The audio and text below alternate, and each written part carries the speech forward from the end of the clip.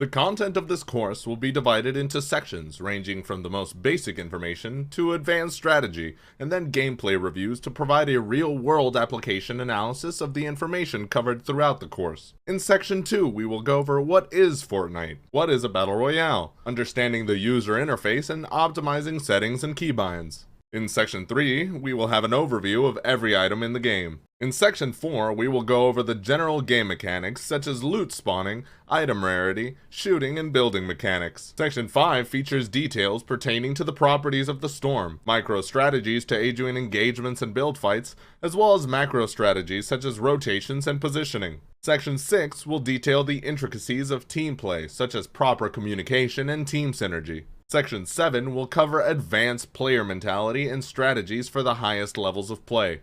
Section 8 will be a review of a more average and casual player. And Section 9 will be a critical review and analysis of more advanced players. If you are a more experienced or intermediate Fortnite player, feel free to skip to Section 5, as the information detailed prior to that should already be known by someone with reasonable experience with the game.